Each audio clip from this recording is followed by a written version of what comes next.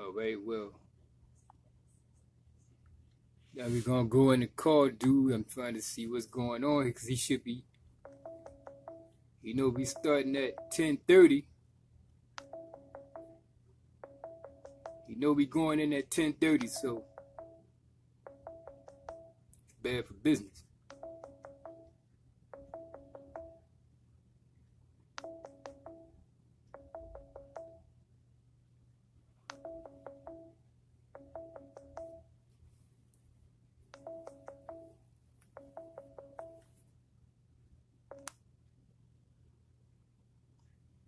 He ain't answering. I'm ready. You see, I'm ready to go in. See, I got to have some guys. I mean, he could talk that talk, but 10:30 is 10:30. I mean, we just got finished talking a half hour ago.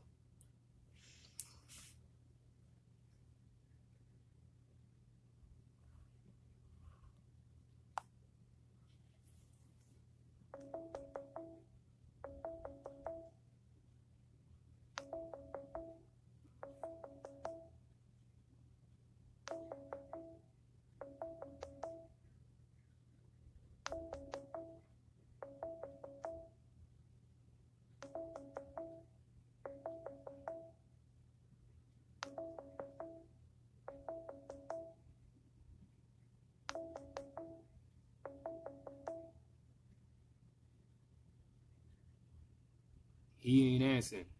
I don't know what's going on. Talked a half hour ago. He's supposed to come on with his topic. Bad for business, man. See, I'm ready, man. Next week, hopefully, I'm trying to have young Pharaoh on next week. And I got another brother that's coming on. Pharaoh's supposed to go in on Christmas. I hope that works out. I'm gonna have to stop putting up posters because when the brothers don't come, I'm just sitting here looking like ain't nothing happening. So turn the camera around. There's where he's supposed to be at. Now we're gonna give him another call.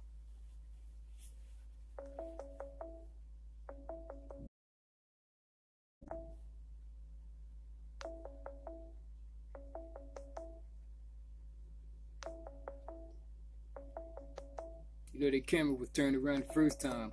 It would just reflect in my face. I thought I was actually looking at myself, but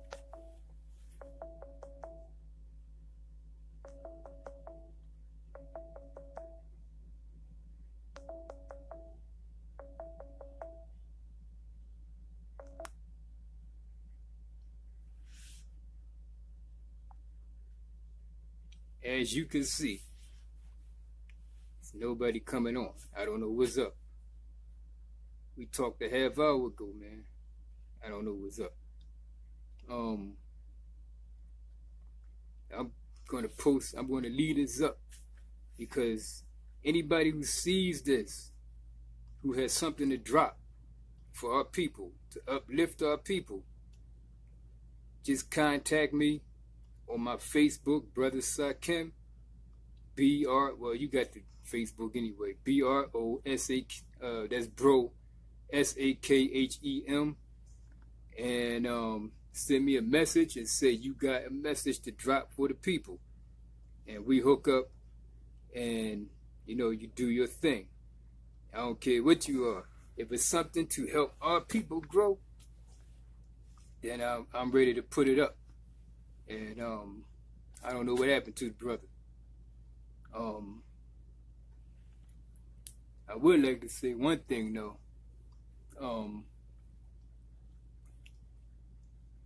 It's Christmas season coming up, man, and so many of our people are still tricked into this holiday thing where they go out and break their neck and stress themselves out and buy all this stuff for these Christmas trees and putting stuff all over the windows and teaching their children that some fat white guy gonna come down the chimney and leave presents under the tree and everything. We got to break out of that, man.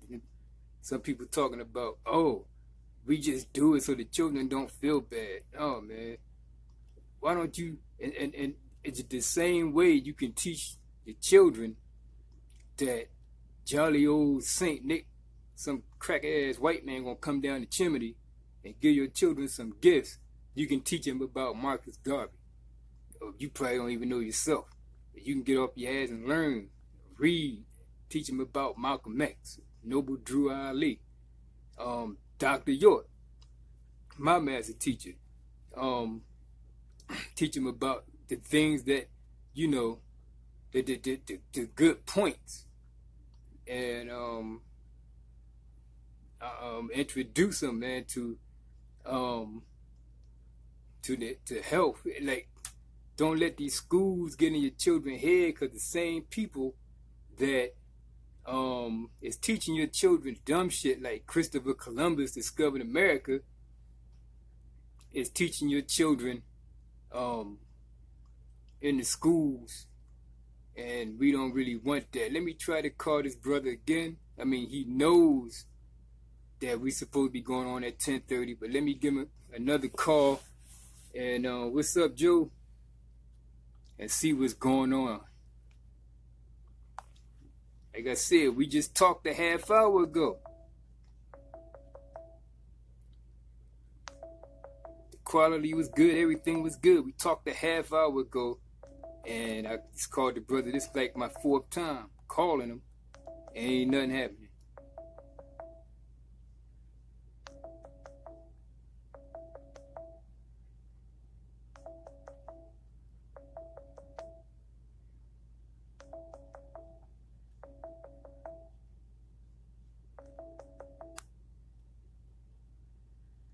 Ain't nothing happening.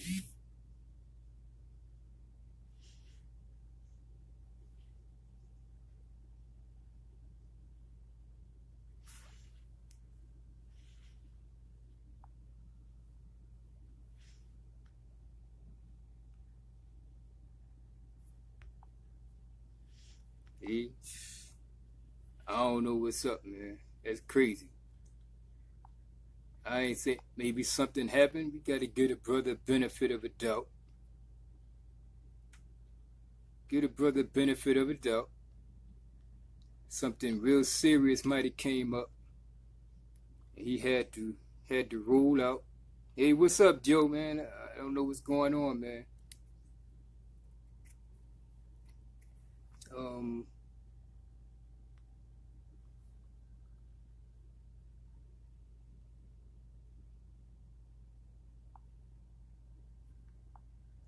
And I am like,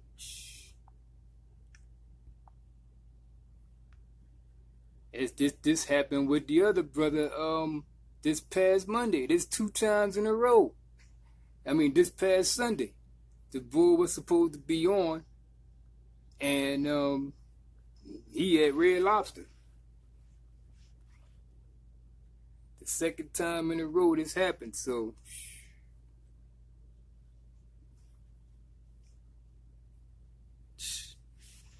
call him one more time, man.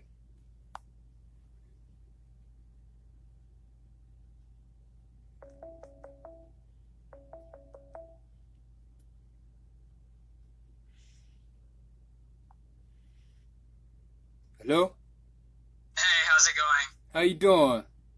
Hey, I do apologize. Sorry, I had my phone on charge. Okay. Yeah, cause we was having people in there. We, you know, they was trying to see what was going on, so I tried to play a little bit of music. You know. Oh, I do apologize for your audience. I keep forgetting that you do this live, so you have a real audience. Well, it's a how great. Many people did you have in?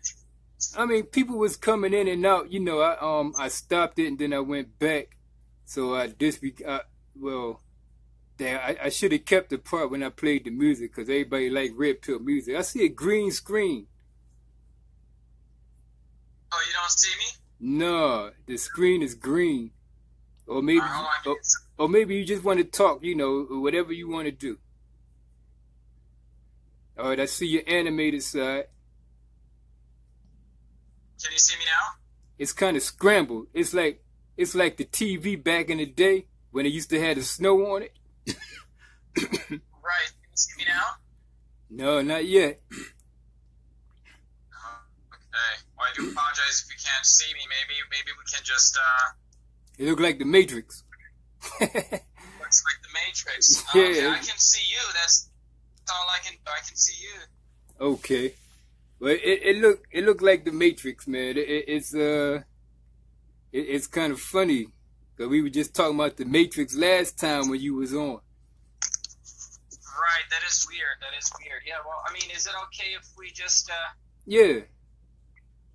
Yeah. Let's go. Talk about. Okay, so you really can't see me, huh? No, but let's just go with it because they can still hear you. All right, fantastic. Yeah, it's it's kind of hypnotizing. But this is welcome back to the show. You know, I'm honored to have you back. Thank you. I really appreciate that. Yeah, the topic of tonight is politics and Meteright.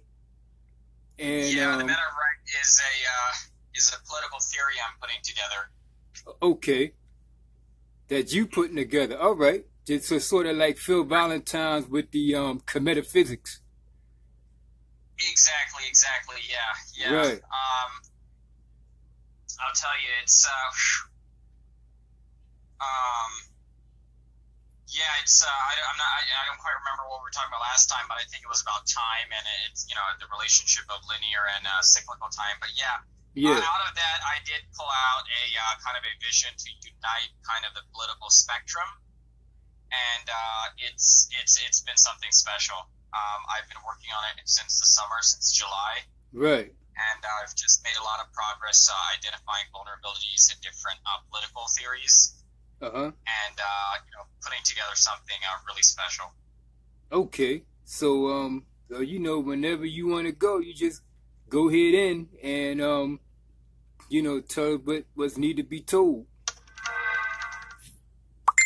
Got it. Yeah, no problem.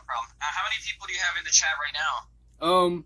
This thing never, but it'll say 2, but if I turn it off right now and go to finish, it'll be like 7, 8, 9, 10, maybe even more. But right now it says 2 that this is the brother Joseph Clifton is in, and I see the name Nicole Hickman, and okay, got it. Yeah, 2 is probably the people in right now. I think with the snow and everything, there's a bunch of stuff going on. People are trying to stay warm, getting their stuff together, cooking, a bunch of things, trying to go to sleep. Yeah. This cold puts people to sleep really fast. Yeah, but it was people pop. Well, there's no bearing on you. I'm not trying to say nothing, but it was people piling on the first time. When I was trying to get you, but I don't know. Maybe they decided to go do something else. I don't know. So yeah, but you always leave up the whole program so they can always come back, right? Yeah, but I actually left out the program because I couldn't get something was up with the camera. I couldn't switch it to see your face, and so I went out and then I came back. So I'm hoping that some of the people that I seen one of my goddaughters was up in here, and she's like 11, and I would love for her to sit and just listen to some things like this. So a good friend of mine was in, but they'll probably come back and check it out anyway. So. Okay. Yeah, good, so good. Definitely. I see. When your program is live, you send out the invitations and everything comes in, right? Right. So, okay, that's cool.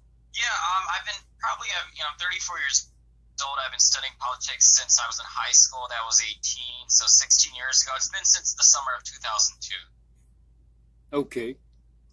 Summer of 2002, I just graduated from high school. It was Central High School at Broadenowney, and over the summer we were doing a lot of repairs to my house, my mom's house, and she had me running back and forth to Home Depot. I had to buy this, I had to buy that, and on the way there, this was 2002, so we didn't have smartphones. Yeah. We didn't have smartphones. We didn't have Wi-Fi. Wi-Fi, if you really think about it, came around in like 2005, 2006. So. For real? You know, yeah, 2002 is still the old head days, you know. So 50 Cent hadn't even come out. It was just Nelly back then. All So right. he had, he was the new rapper on the block. So, you know, it's taking you back a little bit. But actually, most people didn't even have cell phones. So, you know, think in 2002. So if you wanted to hear something, you just had to turn the radio on. So, you know, you turn on the AM radio. Who's on? Well, it's, you know, this guy, Rush Limbaugh. You know, he talks about his politics, and he really had a big impact. I mean, I was a kid then, but he had a big impact on the 1996 elections. He hated the Clintons. He hated Hillary Clinton. He hated Bill Clinton. He did all he could. He caused trouble for them. And, you know, some other people came after him, Matt Drudge. Nowadays you have Breitbart. Breitbart came from Matt Drudge. You know, Breitbart is the one who supported Donald Trump. The website.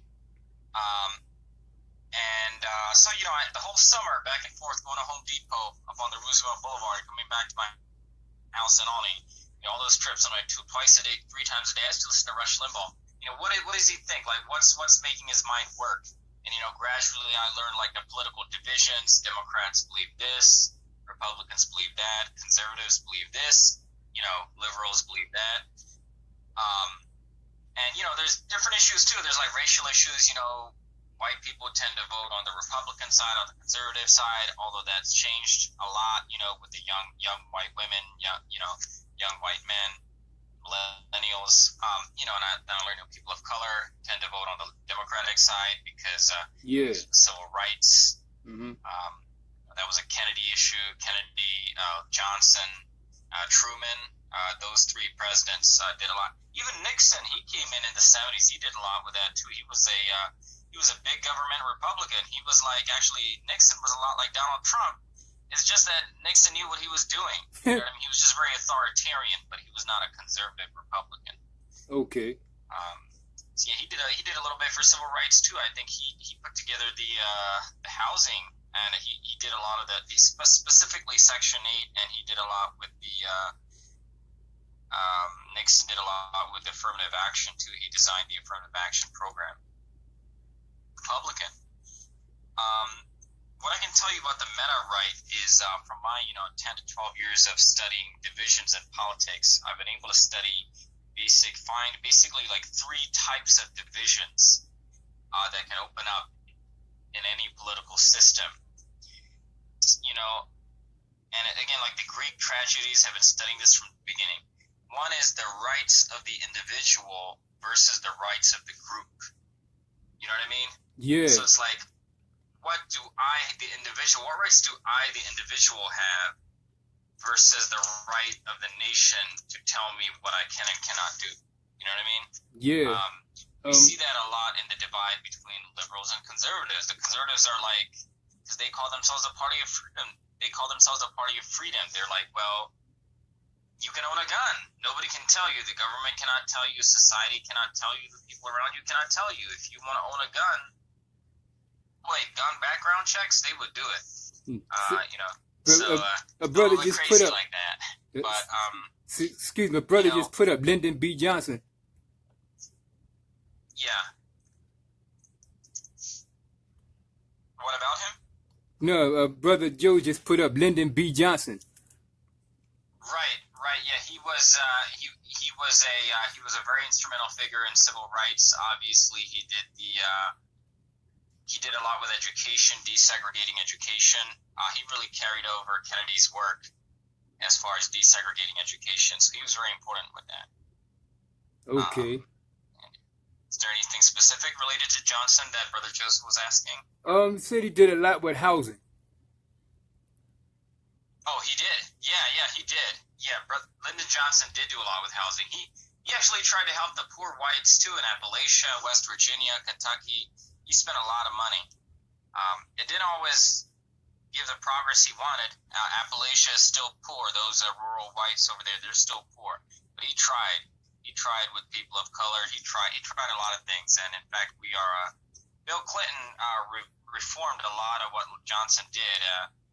But Bernie Sanders is actually trying to go back though. He wants more spending on the middle class and the poor. So yeah. Okay. But So finish telling us about the Meteright?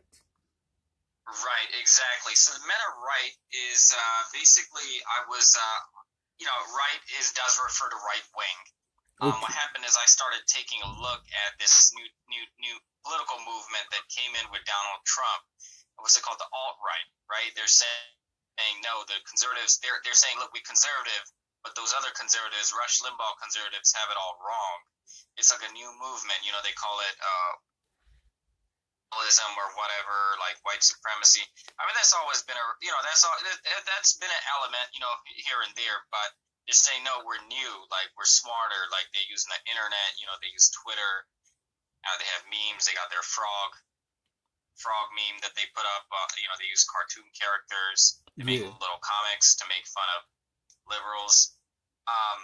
Basically, I started examining the movement and how they were promoting Donald Trump on the internet. And I started really examining the right and seeing what's wrong with it.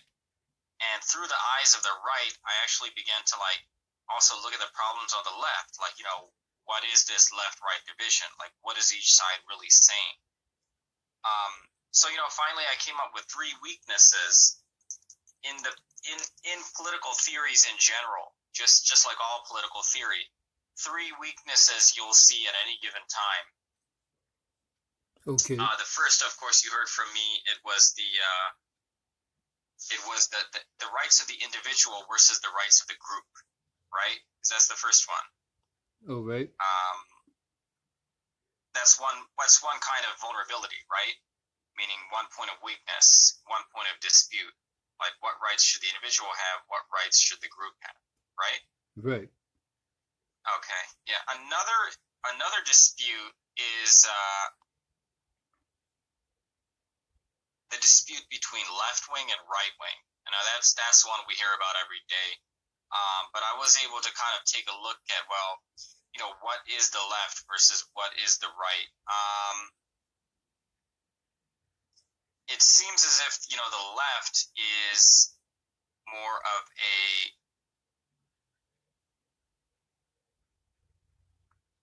Hello? Yeah, hey, can you hear me? Yeah. Sorry, I'm thinking. Okay. The second dispute is just a left-right split. You know what I mean? It's just some people, just by virtue of their political orientation, they will drift to the right. Okay. Another group will drift to the left. I mean, it's like a duality. It's like it's not really like something that you can resolve per se. It's just there. It's like two nodes within a consciousness. You know what I mean? If you think about the political consciousness, it splits into two kind of nodes. So the first is group versus individual. That's the first weakness. The second weakness is left versus right. Okay. And it's like a duality, left versus right. And the third weakness is Marxism versus fascism. So that's where things get really interesting. Because a lot of people say, well, Marxism versus fascism, isn't that the same as left versus right? Because Marxism is from the left and fascism is from the right. Okay. My argument is that Marxism and fascism are two elements from the left, one from the left, one from the right, with very specific relationship to each other. Marxism is a language-based political paradigm. It's because if you think about Marxism, the gentleman who made it, he's Jewish, Karl Marx, and his kind of line of thinking comes from Judaism. Judaism is the worship of language. Okay. If you think about, think about like John 1 verse 1. In the beginning was the Word, and the Word was with God, and the Word was God. You know what I mean? All right. That's something that would be very kind of a Jewish statement. In other words, worshiping language, worshiping the Word, making the Word holy. Yeah. Right. I mean, that's how kind of the Jews kind of deconstructed the gods of the religions they entered in. Because a lot of times, you know, the cultures they were entering into did not worship words. You know, they worshipped images. You know what I mean? Right. So, right. So basically, Marxism is a linguistic paradigm. It bases everything on language. And on the other side, you have fascism. Now, fascism is an aesthetic paradigm. Aesthetic means like if you even think about fascism, you know, the first thing people think about is Adolf Hitler's swastika. Right. You know what I mean? Yeah. And even when you see those Nazi images, the fascists, it's always like artistic. They have their colors, they have their shapes. It's like modern day idol worship. You know what I mean? It's like modern day polytheism. Yeah. And right. So basically, that third weakness in the political paradigm is language versus aesthetics. So on one side you have language, on the other side you have aesthetics. So basically, what you'll see is that, you know, in a political paradigm, a certain group of people, their perception of reality is linguistic, it's language-based. Okay. The other group of people in a society, their perspective is more like aesthetically based. You know what I mean? Yeah. Like a great example is like Donald Trump. You know, he just wants to look like a Roman god, like a Roman emperor. I mean, he's not really that good with his verbal reasoning. Like sometimes it doesn't seem like he can pick out one valuable statement from another valuable statement. Like he cannot tell what's true and what's false in a verbal context and linguistic context. But if you give him, you know, anything aesthetic, he can work with that. You know what I mean? Yeah. It even seems like he likes other dictators. You know, Kim Jong-un, he likes them. He Yeah. likes the Chinese dictator, whatever they call him, the president. Anyone who has good aesthetics, he likes them. So it seems as if, you know, you have the two sides there, Marxism and fascism, language versus aesthetics. So those are basically the triangle I have of the vulnerabilities Okay. of any political system. What do you think about this Kim Jong-woo? Is you think he's a real threat, or you think it was a big publicity stunt, or what? What do you think going on with that situation over in Korea? Oh, got it. Yeah, I have to say, are we communicating on chat, by the way, if I have to send you anything, like a picture or like a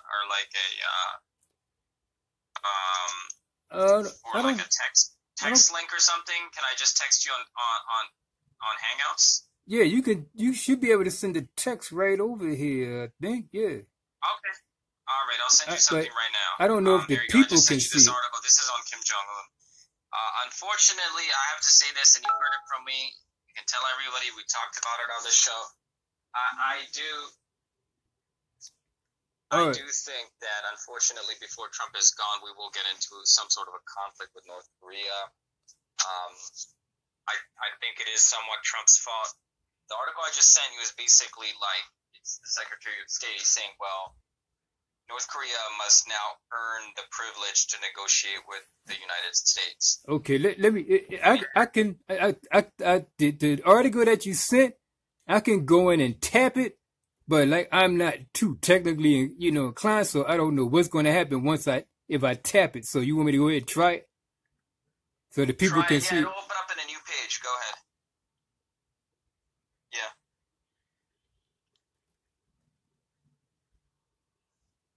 Hello? Oh, well, I guess I won't be trying that no more. I can hear you. Oh, okay. I can hear you. Okay, let me see what happens. Yeah. All right, I'm going to go in on it. I thought you clicked off. Yeah, so you can hear me, right? Yeah. All right, beautiful. Yeah, but you can see that basically, like, Trump's now saying, like, North Korea has to earn the right to negotiate with the United States. I mean, that kind of stuff, to be honest, that ticks dictators off. Like, that just puts us farther away from the negotiating table. And I have to say, you heard it here first. we're Okay. probably going to end up going to war with them before it's all over. Yeah, I can actually. It's coming up. Yeah, it's going to be, to be honest, it's courtesy of Donald Trump, I have to be honest. Because he started all this, and it's so dumb. Trump, Kim Jong-un is a real dictator. Trump just wants to ride along, but it's going to get us all in trouble because we have a lot to lose. Wow. Kim Jong-un, and that's the way Kim Jong-un likes to play. But he also wants the nice things. They say he wants the newest iPhones. He wants all that. And there's a lot of things we could do with North Korea that really don't involve, that don't involve a whole lot of violent options. Yeah. And you ask, one of the things he loves American basketball. I mean, you get a team of players, you get Kobe, LeBron, Michael Jordan, Shaq. Just get five of them, and just go visit North Korea. Happy. He's down for that kind of stuff. And obviously making peace with dictators it requires more work than that. They're definitely going to try to get some things out, but unfortunately we are going to end up in a not China. China's all right. China's rational, but North Korea, something's probably going to happen with that. What do you think about World War III? What do I think about? You think we might end up in a world war? I think another one's coming sooner or later, but I just don't know when. But I think sooner somebody's going to tick somebody off, and next thing you know, it's going to be a big mess. But what do you think about that? I don't think it's going to be a world war, but it's going to be bad with North Korea. It's not going to be good. It's going to be nothing good. It's going to be terrible. And it is what it is. I mean, it's not anything else. It's going to be terrible. Yeah. The United States is gonna take some losses. Hello? Hello?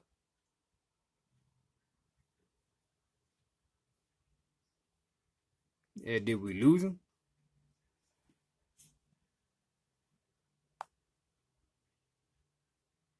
Hello?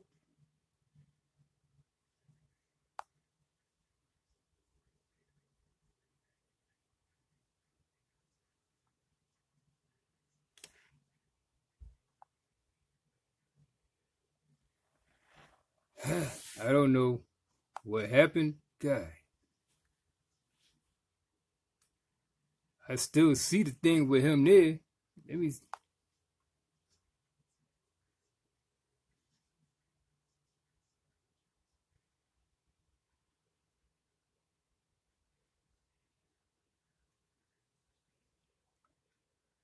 I got everything is good. Hello? Yeah, they do this every year. They threaten. Yeah, you went out for like. I don't know if you know it, but you went out for like a minute. In fact, you just popped up. I see you now, but Oh, you see me now? Yeah, but you I think you was talking. You didn't realize you was gone. I was trying to get you back. Oh wow, that's pretty crazy. Yeah, I think you said a whole paragraph and nobody could hear you. Oh man, now that's pretty crazy. We're looking at the bottom of your table now. Who, me? Yeah, like it looked like it's up under your table. But that's fine. I just prefer to leave it on audio. Is that fine? Yeah, but now we're looking at you. Oh, okay. Yeah, so I put it back on my side because I don't know what you're doing. You think we can't see you, so you might be changing or something. So I stuck it back over on my side. So just go ahead and what did you about the politics side of things? What's up with Trump? What's going on? All right. Yeah. Just keep it on the audio right there. Dig your your animated face. So I think we good right there. Oh, that's good. Yeah. Everything. Yeah. So wait. So what was the last question? I'm sorry. You was going in on about what you think is going to happen between North Korea and America before Trump's term is over. Yeah. Unfortunately, we're gonna end up going to war. I really do. I think it's gonna be. It's regrettable. It's a lot of things, but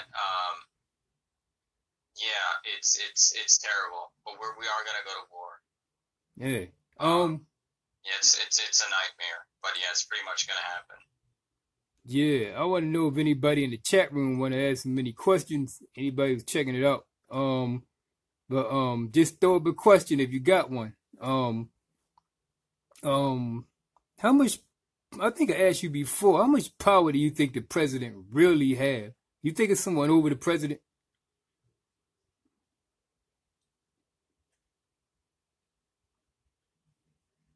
Hello? Hey, I can hear. How much power does a president have? Yeah, how much do you think he really has all the power, or do you think it's somebody over him telling, look, we gonna do it like this, and you go, you go along with this? Yeah, the president has a lot of power. The president has enough power to mess things up seriously. Unfortunately, as we can see from Trump, he's being allowed the freedom to make mistakes, and he's making a lot of mistakes. It's unfortunate, but in fact, the general just recently came out and said, if he gives us the command to drop weapons, drop nuclear bombs, they're going to really look through it before they really go through it. So the president has exactly as much power as you think he has, which is a lot. It's enough to. What are you thinking? He's answering to an Illuminati or something, or no, because I'm looking at John, like, let's say John F. Kennedy. It seemed like he took a direction that somebody didn't want him to take, and then he was taken out. So if Trump suddenly took a direction of, let's say, a John F. Kennedy, you think somebody would take him out, CIA, whatever? I mean, because an agenda is an agenda. Anybody getting away, I don't think nobody's really expendable. Right. Yeah, absolutely. Yeah, it's true. He was John F. Kennedy was many times at odds with the intelligence services.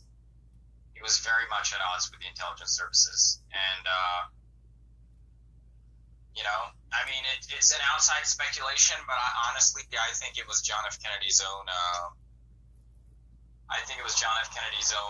Action that took him out. His own recklessness. He really should not have been out there without a. He really should not have been out there without a. Without a covering over his hood. Ever since that, no president has appeared without, in an open space like that without protection. But yeah,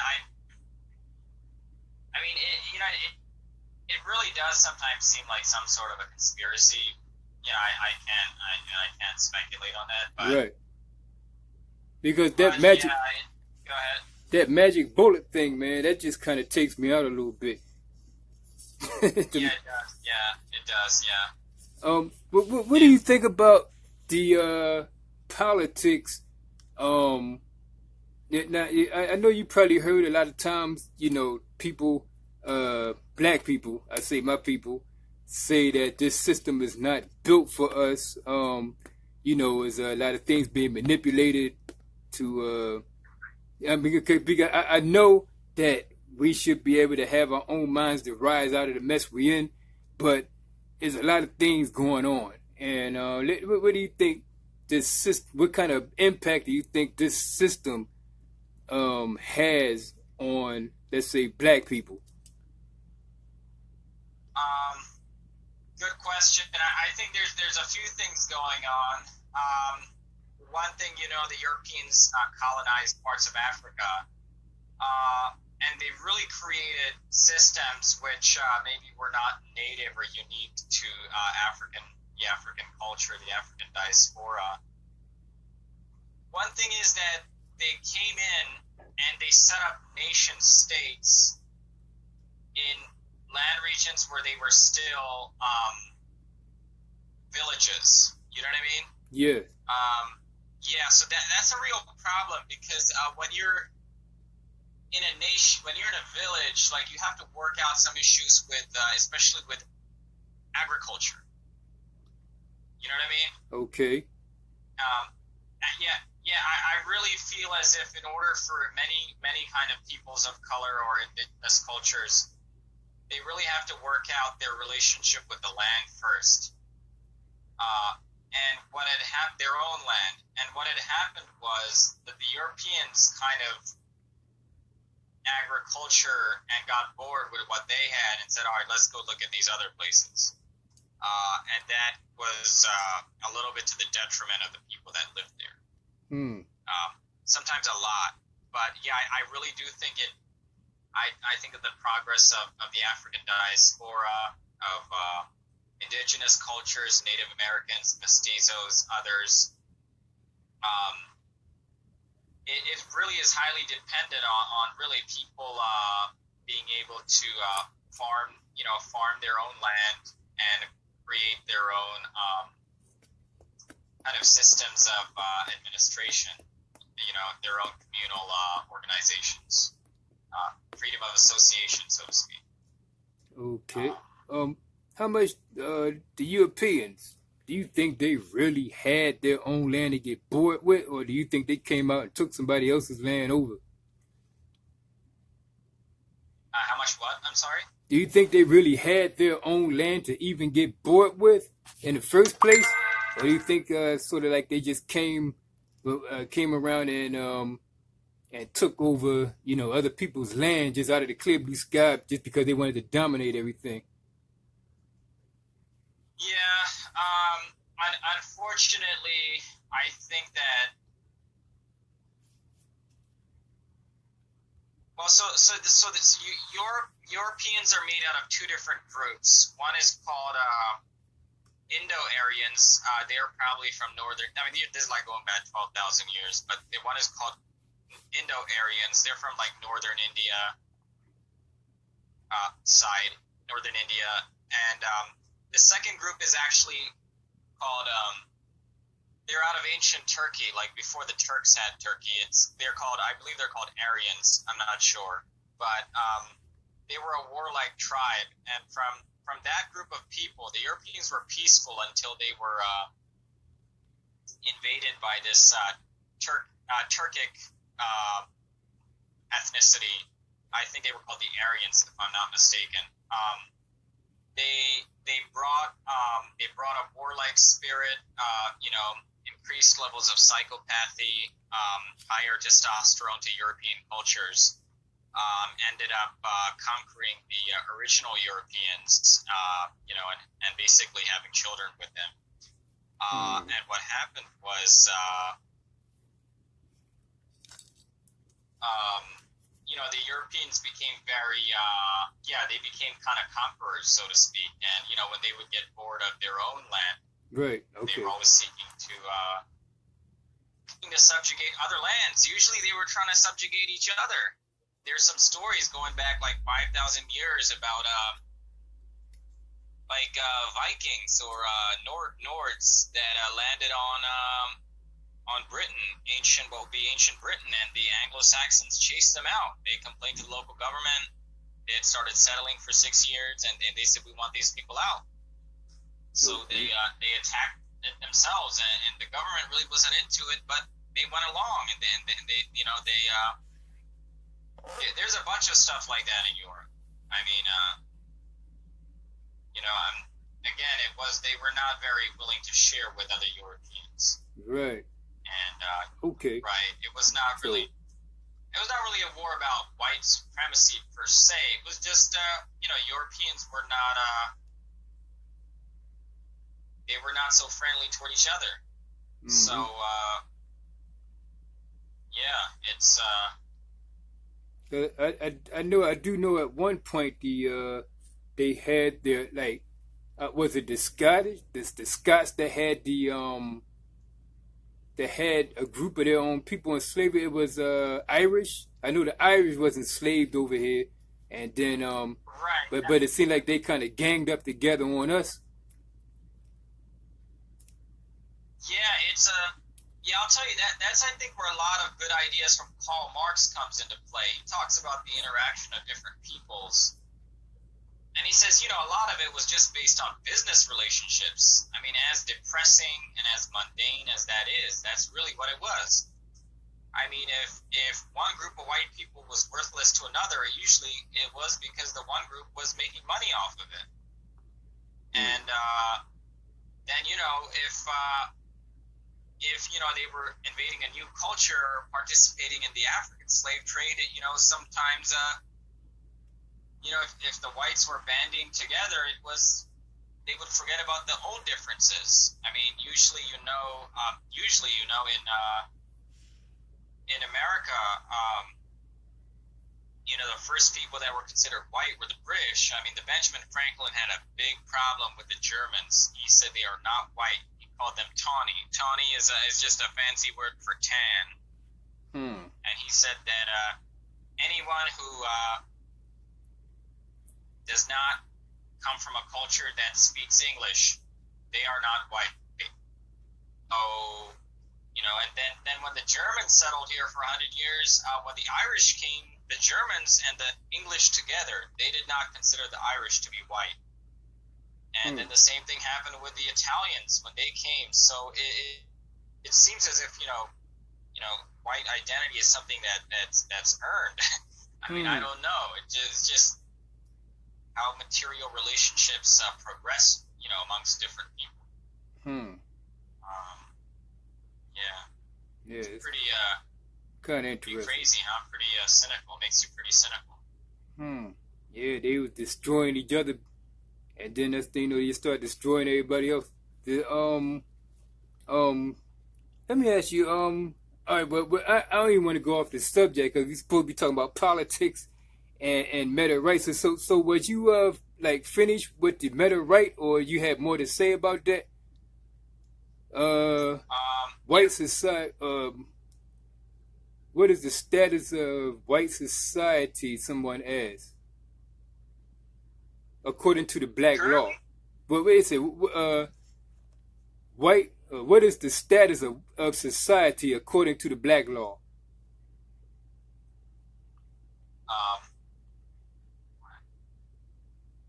What is the status of white society? Let me. Since somebody's asking the question, can you according, all right, white is a status. White is a status. Right. All right, is a status. I wait for him to type the next thing.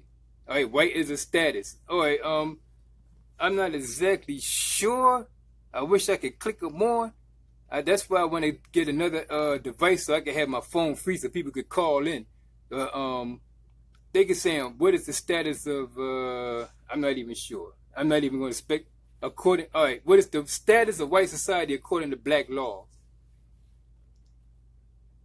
Okay. I do apologize. What, you know, what's black law, or what does black law refer to? I'm feeling this is something I'm not sure. I'm not there. I'm sorry, man. I'm not, all right. I got white. He clicked up white. Go ahead. White is I know he said white is a status. Let me see something. Yeah, he's correct. Yeah, he's correct on that part. He got white 3 times. All right, white is a status. So is it? So go ahead on that. Let me see something. I'm trying to click his face to see if I could pull him up so he can say something, but no. White is a status. Oh, yeah, he's all right. White is a status according to black law. That's what he's saying. I don't think he's asking. I think he's making a statement. White is a status according to black law. Yeah, that there's some truth to that. Yeah, there's some truth to that. Yeah. Okay. What do you think about it? What like? Can you go in on that? You know, from what you know. Yeah, I would agree with that. I mean, to a certain extent, in this country, white has been earned. It hasn't been. They haven't just given it to you. You know what I mean? I mean, even Jews had to earn their whiteness. You know, there was some anti-Semitism hasn't been so broad in American society the way it was in other European society, especially Catholic, because a lot of when we talk about European anti-Semitism, a lot of it was really Catholic. But the thing is that, you know, even Jews had to earn their whiteness, and it was not given for free. It was, you know, they worked hard to fit in. Oh. So. Yeah, the Jews that, the Khazars, the Jews, the white Jews. I'm sure you heard of the Hebrew Israelites. Yeah, I have heard of Hebrew Israelites. Yeah, and you know that you know what they say. They say that the whites is not the true Jews. They stole, you know, the identities of blacks. It's a Hispanics. Hispanics can identify as white. Yeah. You like you know they say that the white Jews that's over in Israel stole our identity. What'd you think about that? Yeah, I'm familiar with this story now. I've read a little bit more. I'm not really, you know, authorized, or I don't have the jurisdiction to make a judgment on that. But right. I do know there are a couple of competing groups. You know, claiming the title of Jewish. I know I was just reading something really interesting earlier before we spoke, and that is how Israel does not allow Christian Jews to have the same citizenship rights, because any Jewish person that's a follower of Jesus, they consider them to be proselytizers, you know, missionaries, and they're not trying to have that in Israel. So, so yeah, it's pretty crazy. But yeah, they're not allowed. They're not really allowed to have these citizens of Israel. Yeah, you know, something funny came up earlier. Somebody sent me a photo over in Israel where they was having a massive gay parade over in Israel, and right. I'm thinking I'm going into what the Bible says, if you're a Bible believer, about gays, and this is supposed to be God's chosen people. Did you hear about that? Yeah, I haven't. I mean, I know they regularly have gay parades over there. I know that the religious authorities don't like it, but you know, Israel is supposed to be a secular state, so they don't have a lot of authority to stop that. What they do with what they do in Israel is they only let the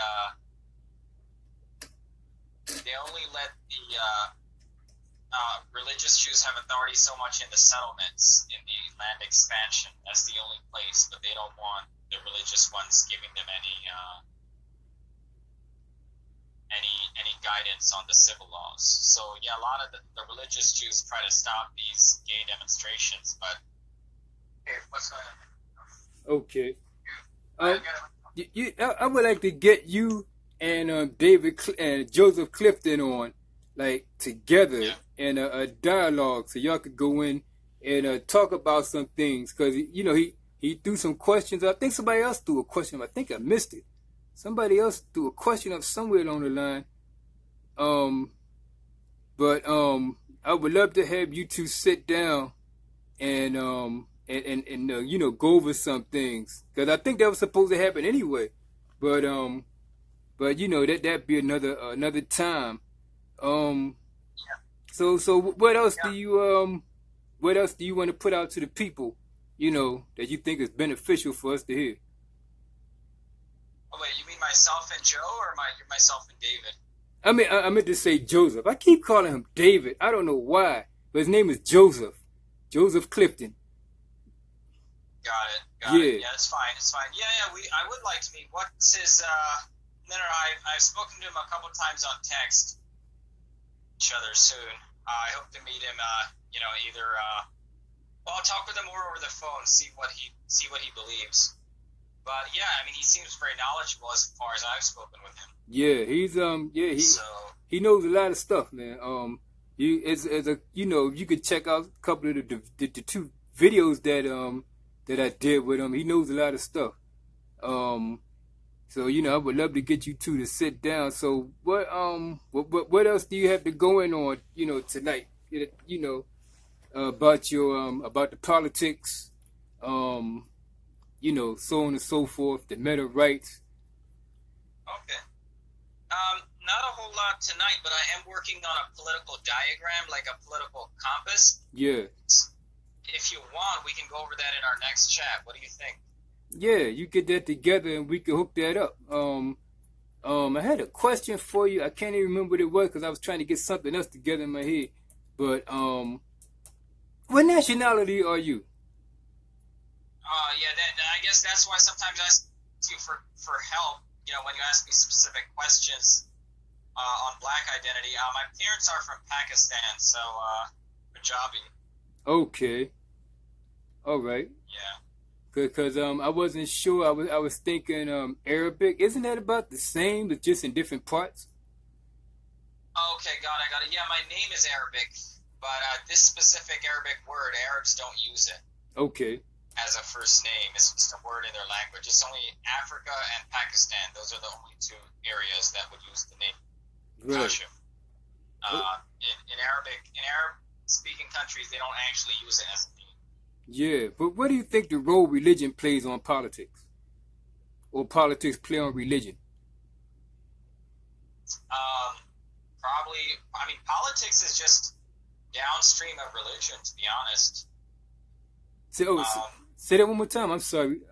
Something distracted me. Yeah. Politics, really, if you think about it, is just religion in another form. If you have a religious passion, you can express it in politics. You know what I mean? Yeah. I see what you mean. So, yeah, that's my opinion. Yeah, I see what you mean because I hear a lot of people. I hear people say he loves baseball. Baseball is his religion. So there's a lot of people that says that religion is pretty much something that you are passionate about. I'm sorry? So religion is something that you would be more passionate about instead of more like something that has to do with a God all the time. Well, my dad went to seminary, so I have a natural kind of inclination towards studying religion. Knowing religion or studying religion does make studying politics a lot easier. Right. You can really see that politics is just religion in another form. So what do you think about religion? What do you think about religion altogether? The gods, who's God, the true name of God, like who do you worship, things like that. Okay, got it. Believe it or not, I'm actually working on a system of dualism that I've picked up from Hinduism. Okay. And I think that, but there's nothing to worship. I don't worship anyone or anything, and I would discourage people from worshiping anything. But I am working on a dualistic system which combines Christianity and nihilism. Okay. In a dualistic system, Christianity and animism, and it's really good. It kind of covers for all of Christianity's weaknesses. All right. What about Islam? We can probably talk about that. Go ahead. I'm sorry, I didn't mean to cut you off. What about Islam? So Islam is very monotheistic. Yes, it's one of the three major monotheistic religions.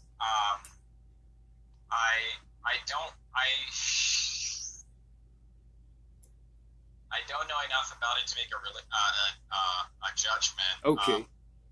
But in general, there was this guy Nietzsche. He was a German philosopher in the 1800s, and he really criticized monotheism. And he said the issue with the monotheistic God is, meaning the God of Judaism, is that it's very materialistic, because a sublime God would not be aware of would not create material reality.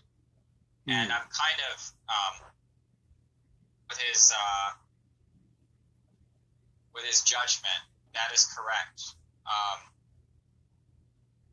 And this is why I've created a system of dualism, which is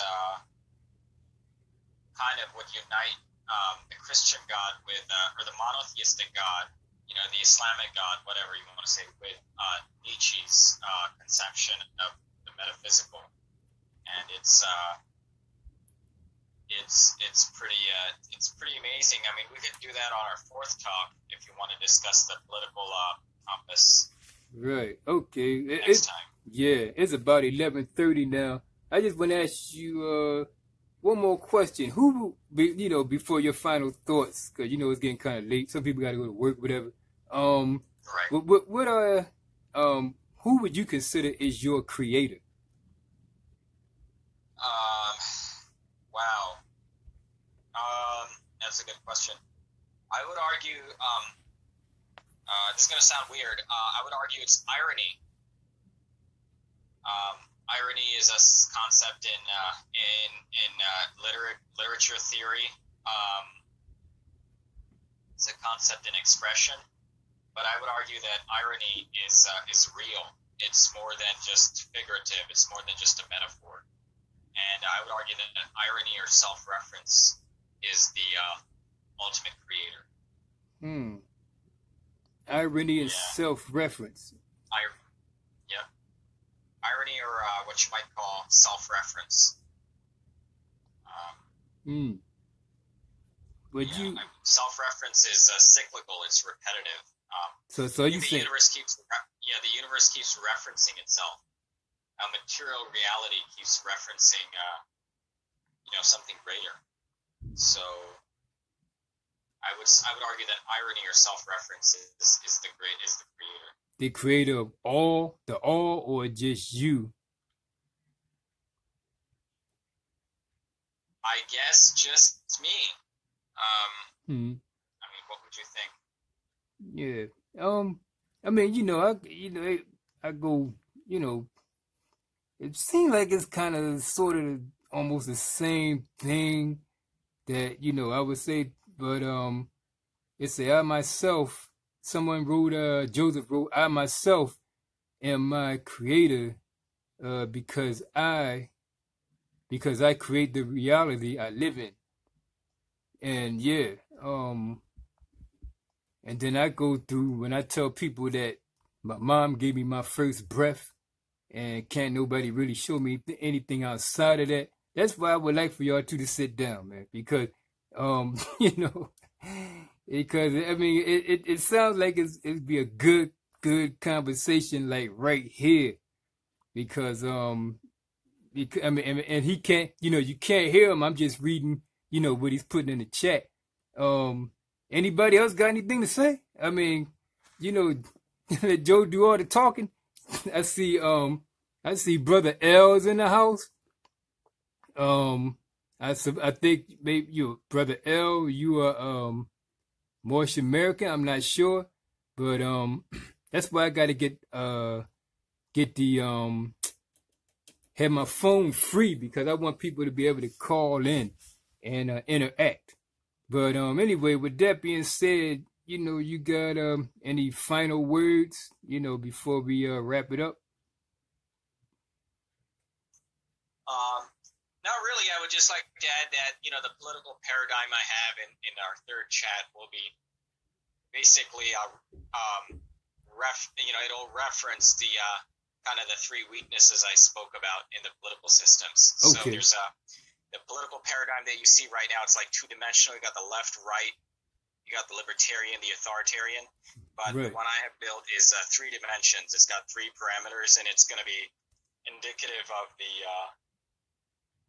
3 triangles in of the three corners of the Meteright.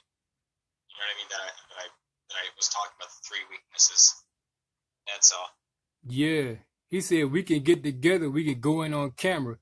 So if all three of us could get together, and I just live stream it from right there where we at, and hopefully my live stream will pick it up. Yeah, and you know, get some things going, man. Get a good dialogue going. Angela L. Spikes, shout out to you. We getting ready to wrap it up a little bit. But you know, you can go back through and check it out, see what you think.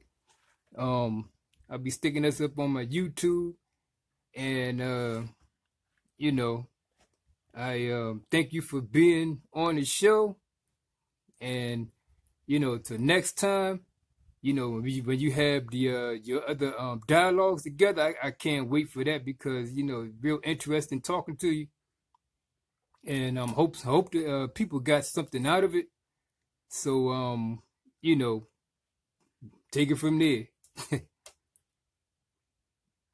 Yeah, no problem. If we actually meet in person for a third talk, that'll be really good, because then our brother Joe could come and we could draw some diagrams, and that'll be much more helpful. Yeah, that'd be good. Yeah, I have some illustrations.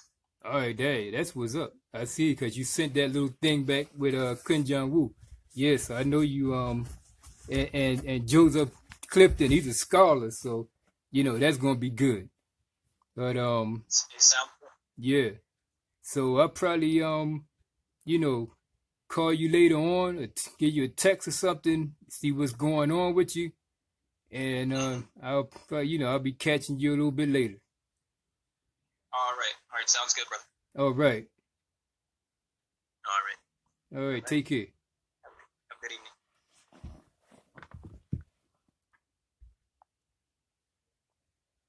So there you have it, folks. Real interesting. I want to know more about his concept of the creator. I would like to know more about that.